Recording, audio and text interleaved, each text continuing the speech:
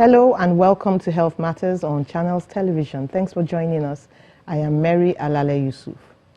Tobacco use burdens the global economy by about 1.4 trillion US dollars in healthcare costs and lost productivity. According to the World Health Organization, about 60,000 children die before the age of 5 from infections caused by secondhand tobacco smoke. Tobacco smoke contains over 7,000 chemicals, at least 69 of which are known to cause cancer, and though smoke may be invisible, it can linger in the atmosphere for up to 5 hours. Other forms of tobacco also have harmful effects, and tobacco dependence is a cluster of behavioral, cognitive, and physiological phenomena. My guest is the medical director of Tranquil and Quest Nigeria, a mental health and substance abuse treatment and rehabilitation center. He is a consultant psychiatrist and psychologist. You're welcome to the show, Dr. Otefe Edebi. Thank you very much. I want to start with you telling us what are the negative effects of tobacco on the lungs? The biggest of which is it's one of the major causes of lung cancer. And that's when you go extreme. But there are also other causes, health causes on the lungs, which also include chronic, you have chronic disorders that have to do with obstruction of the airway in the lungs. And then, so people who take nicotine or tobacco, beyond just having cancer of the lung, they also have difficulty with breathing. Okay, and that's why some people have, what do they call that thing, emphysema? Yes, where they carry this emphysema, oxygen around with exactly. them. One would think that by the time someone is carrying oxygen around, it stops smoking. But then, you know, we can't judge with these things. People seem to come down harder on pregnant women. They say, do you smoke? You've got to stop smoking. It's like you don't have a choice. Are pregnant women more susceptible to the ill effects? Or is it all about the baby, and what does it do to the baby? It's a bit about both, actually, because though this year we're talking about the lungs, but nicotine and tobacco in general impacts on every aspect of the body. It impacts on your central nervous system, it impacts on your heart, it also impacts on the lungs, which is the major part we're talking about. And all of these systems kind of contribute to your baby's development. Okay. So if you compromise this, you compromise your heart, you compromise your lungs, you're invariably going to compromise the supply to the baby. And therefore you would have the baby, you run a risk of having complications, as in the fetus having complications, particularly as in the period of the first trimester, during the period, yes, during the formative period and all of that.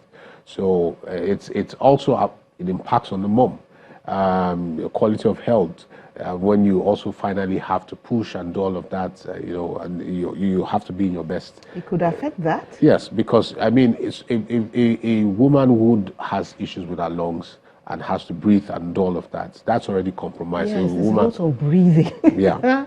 Breathing, push, and if you can't take a deep breath, which I suppose is one of the problems, it's going to be difficult to actually push. Yeah, so it compromises on the woman to go through the process, and also compromises on the baby. So it's... Would it go so far as to reduce or impact on the development of the baby's major systems, like maybe poor lung quality in the baby, things like that? I don't know absolutely.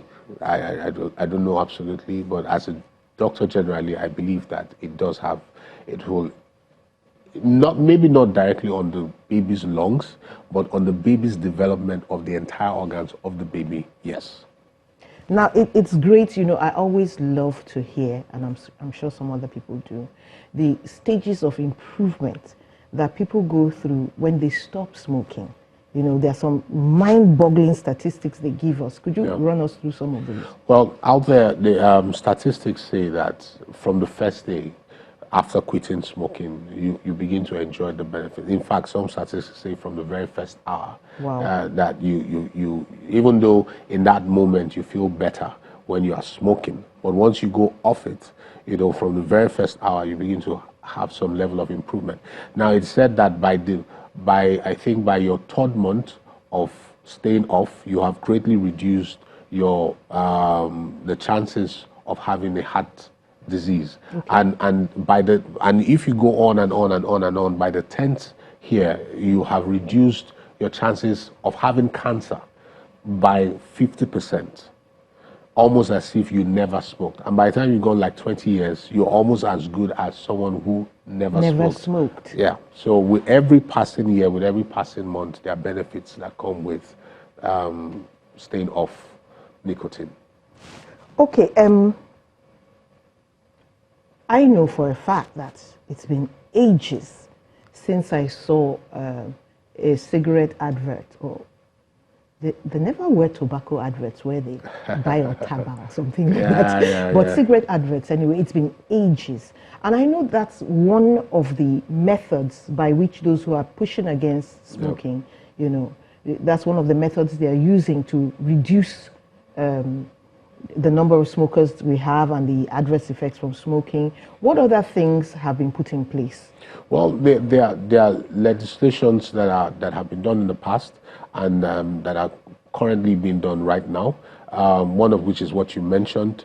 Growing up, we used to see Marlboro adverts. I remember seeing Marlboro back in those days. You know, with the top hat. Exactly. and many people will tell you that because they saw those things on TV, that kind of it looked appealing. Yes, because you see this successful person, this cool-looking guy, you know, smoking, and it makes people do that. But now also, tobacco is said to be one of the most regulated markets currently by legislations, which is good. You know, they are pushing back, but I must give it to the people. They are also adhering to a lot of the market legislation, the market regulations and market legislations to reduce instigating, even just putting on, it's there written clearly, smokers are liable to die young.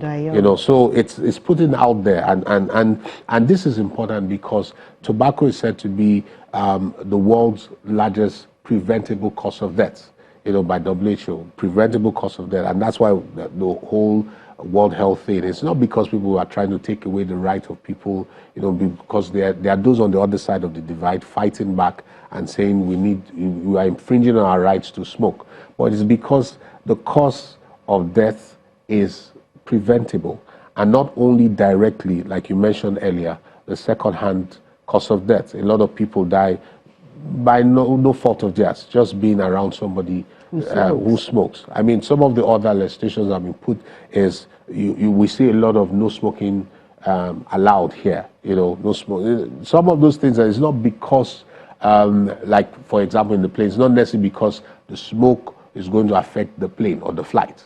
You know, but it's because you are exposing the other person to a danger that he's not any part Yes, yeah, exactly. He didn't consent to this exposure. Exactly. And so you have those restrictions you go to the airports and you have, well, in some airports, not all airports, you know, but in some airports you have classical areas that you are allowed to smoke. So you just can't walk in public place and just smoke. Some countries are pushing it better.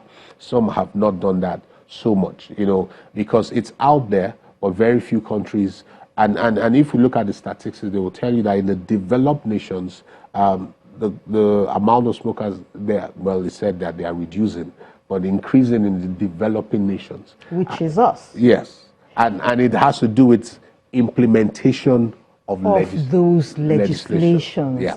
I've heard that some countries, some people in some countries are actually advocating not just plain packaging, but graphic packaging. Okay. Like skull and crossbones, something like that, at least for the sake of children. Yeah. Because I get to see on the internet some child smokers. Yeah. You know? Yeah. What do you think about that? Well, it's also a good development. Recently, I was at an event where a young man talked about, he told us an elaborate story of his drug abuse experience. You know, it was very elaborate, very graphic. And, you know, interestingly, one of the things he talked about, he said, let's go beyond what people talk about in drug abuse and let him inform us of certain things people do that are not on the radar. And one of the things he mentioned was that, do we know that people actually sniff fumes coming out of a generator to get a high? Now, I love your expression. That has killed people. And I love your expression, but you see, tobacco has carbon monoxide, which is also the same component that comes out from the generator fumes. So as shocking as that may sound, it's as good. Someone who smokes tobacco, part of the thing you are taking in is as good as somebody who just stands beside a generator and sniffs takes in the fumes. Yeah. But the point here is that he told his own story, how his journey into a world of drug abuse started with his father introducing him to cigarettes. And it's not that the father gave him cigarettes to smoke, but that the father will smoke and then leave the stub and stored there, and then he will pick it up and continue. And smoke the stub. Yes, and that's how his journey. And he said clearly that if only my father did not do that, maybe my story would have been different. So, you know, and so when we talk about children, that's the whole clamoring and all about the No Tobacco Day. You know, we would promote and say, let's make every day a No Tobacco Day. Oh, yes, that's what World Health Organization is trying to push there. Make every day a no tobacco, but that's very ambitious, yeah, you know. Very. But let's even talk about the children. How about don't smoke in front of your child? Yeah. How about don't smoke in public places? Yeah. You know, how about don't talk about it? And maybe graphic packaging. Yeah. I mean, yeah. just for their sake. Yeah. You know. So, I want to ask: is there anything that a smoker can do to help him to help him not have the full effect of cigarette smoke besides quitting? You know what I mean? Yes, like some drug that will reduce the effect, yeah. and then he keeps on smoking. You know, now we talk about nicotine patches and electric cigarettes in a bid to kind of reduce the impact. You know, those are laudable things, but if we want to call a spade, you know, and because, you know, with the nicotine patches, what they are doing is that you are getting the high, but kind of trying to eliminate the other things that come with tobacco. Is that really possible? You know, and that's the argument. You know, the argument is that, well, it helps people. It's like saying choosing the lesser evil. Okay. So, and when it comes to drug abuse, we sometimes talk about harm reduction. So sometimes you may not achieve complete abstinence. You may just, and that's all what this whole legislation and the whole No Tobacco Day is about. It's about, we want to reduce the harm. Okay. You know, we know that we may There's not, harm, but not as much as before. Exactly, and we know that we may not be able to completely eradicate it, but at least maybe perhaps we'll be able to reduce the number of second-hand effects of tobacco by this legislation. Perhaps we'll be able to reduce the number of children by plain packages, you know, that will get into this. Perhaps we'll be able to reduce the curiosity if the adverts are not out there and everywhere. You know, we may not be able to eradicate it because, I mean, tobacco has been around for a very, very, very long time. And it's been around everywhere. Yeah. I mean, who can say who introduced it to who across the countries? Yeah. We've had it in the villages. Yeah. It's part of the bride price or something. Yes, like exactly. Exactly. Okay, talking about harm reduction. Yeah. I want to ask about the other forms of tobacco. Okay. Snuff and all the like. Yeah. But we'll do that when we come back from the break. Please stay with us. We're going on a short break. Welcome back. Call 0808-054-2233 for questions about tobacco and the lungs. You can also tweet at CTV_Mary A while we continue with the discussion. So chewing tobacco or using snuff is not bringing out any smoke. Yeah. So I assume no secondary smoke problem. Correct. That's correct. Okay. Yeah. So But you know, when we talk about secondary effect is not just always just about.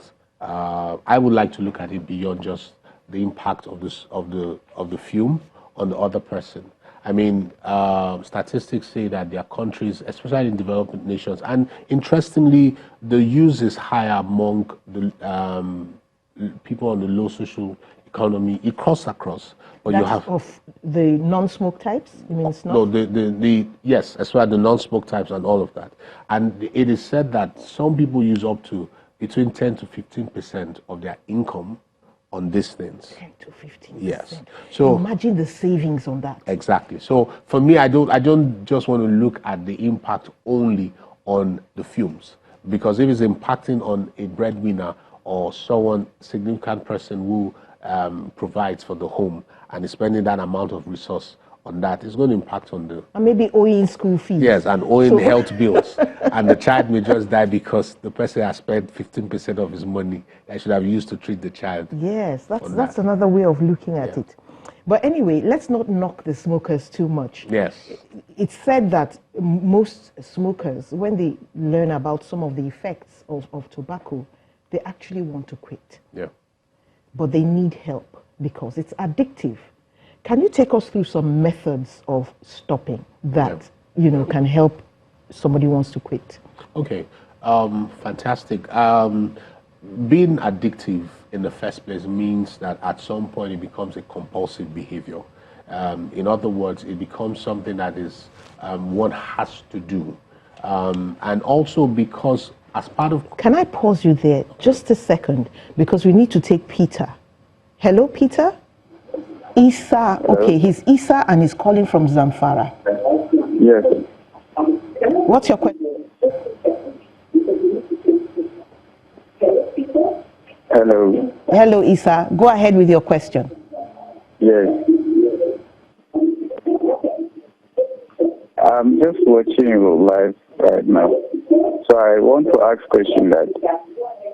Yes, I want to ask question on tobacco and lung health problem. So please, I want to ask question that those people that used to produce the tobacco and they know very well that the tobacco is not good for health of people. So why are they producing it?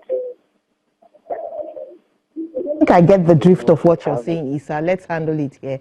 I think it falls under this addiction thing. Yeah. He knows it's bad. Yeah. Why doesn't he stop? Yeah, but he's talking about those who produce. It's a business. But you see, that's money. Yeah, it's money. But in all fairness, the World Health too has put, and the governments of various countries has put legislation like the no adverts and all of that. So they shouldn't promote, and they should put it out there. It's written there that smokers are liable to die young. So they put out those things. But back to the whole addiction thing, is an addictive behavior. There's increased receptors in the brain that causes, and when you then stop, this is like these receptors are hungry, and then you go into your withdrawal state. And in withdrawal, people experience things like anxiety, they have difficulty sleeping, they become irritable. So you hear a smoker, someone who's addicted say, oh, I take it to calm my nerves. Down. You know, it helps me. Let's quickly take Kasim before we continue. Hello, Kasim. Hello, good day.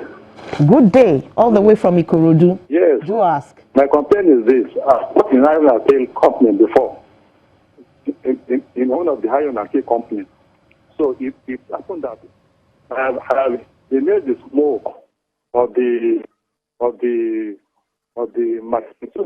So I left there about a year plus. So if I spit, I now discovered that my spit was in a milky form, whitish, not white. So if I want to spit, I just stay away from the people around and spit.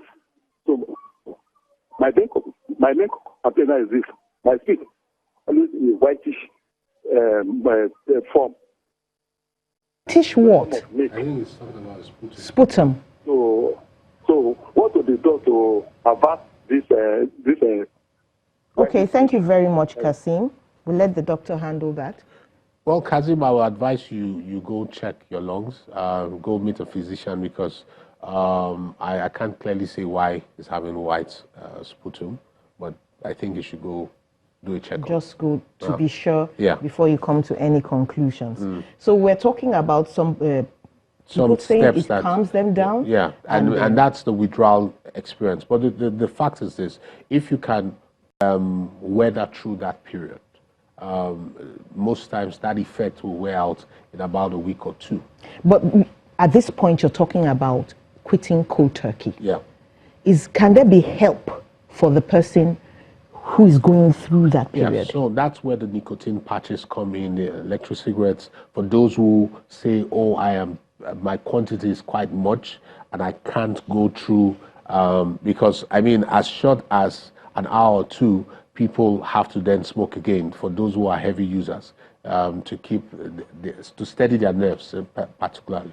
But you could also go cold turkey, and that's where the whole idea of going into a controlled environment. I mean, a controlled environment just simply means a place where you can desire, but you can't have access to it.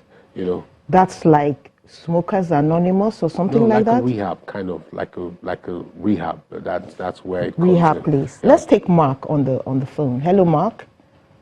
Mark is calling from Imo State. Could you speak up? Hello, good morning, Channel. Hello, Mark. What's your question? Please, what I'm asking on this today's topic. We lost Mark. You could try again, Mark. Okay, so one could go cold turkey. One could also use these patches, like nicotine patch, to help through the process. But for those who really want to stop, some of the advice I would give is you need to take away things that kind of, first of all, you need to make a decision. You know, you have to decide. That's where it starts. You know, make a decision. Put it out there to those who then find support. So you may need to tell your family, "I'm not smoking again," and all of that. So they can help you quit. Exactly, and help you through the entire process. You know, you need to also kind of learn new ways to enjoy yourself. You know, because some people smoke after every meal, so they have to find something new to do. Like swim after every meal, skip. That may not be possible. Take a walk, go into a conversation, because you are trying to wait out that time, because smoking has now is like a conditioned behavior. Every time I eat, the next thing I'm going to do is smoke for the next 30 minutes. So they have to do that. They have to take out the ashtrays, take out the things that kind of remind them of smoking. And let's take Lawrence from Ekiti before we continue. Lawrence in Ekiti. Are you with us? Hello, Lawrence? Hello? What's your question, Lawrence? Yeah, I just want to ask about the difference between the active smoker and the passive smoker, and why the effect is much more on the passive smoker than that of active. All right then, Lawrence. Thank you very much. No, to correct that, Lawrence, the effect is not more on the passive smoker.